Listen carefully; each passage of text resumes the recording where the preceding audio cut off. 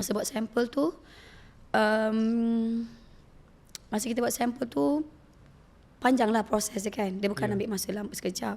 Masa bagi sampel tu dah confirm sampel, dah confirm flavor. Sebab anak saya nombor 2 pula jenis yang picky eater.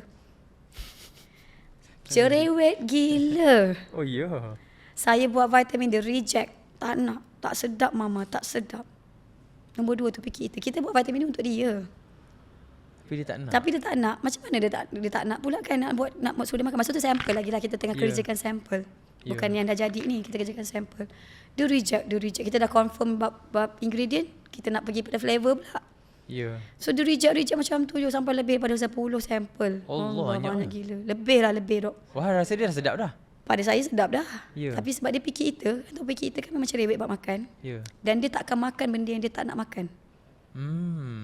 Lepas tu tiba-tiba sampai yang last kali tu, dia dah tak nak. Dia kata tak nak apa-apa dah. Saya kata tolonglah Aira, tolonglah mama. Yeah. Mama buat vitamin untuk Aira, tolong rasa. Kalau Aira okey kali ni, kali last cakap kata. Last kali ni okey, kau tak dah. Macam itulah cakap dia, kalau tak lah. Kira macam terkubur lah. Yeah. Kita punya vitamin Brainy Plus ni. Kalau ya, alhamdulillah boleh jadilah. Lepas tu dia makan dok. Mama nak lagi. Wow. Saya kata macam ya Allah, akhirnya. Selepas 10 kali? Lebih 10 kali dok. Lebih 10? Lebih. Mama nak lagi.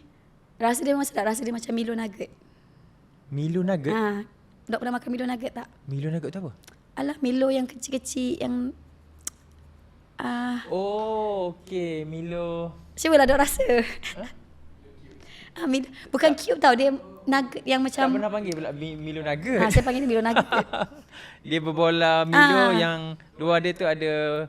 Tapi dia macam betul-betul awan sikit kan. Dia punya. Ya. Adalah kan beli kat kedai kan ada. Oh, Milo nugget. Rasa dia macam Milo nugget. Okey.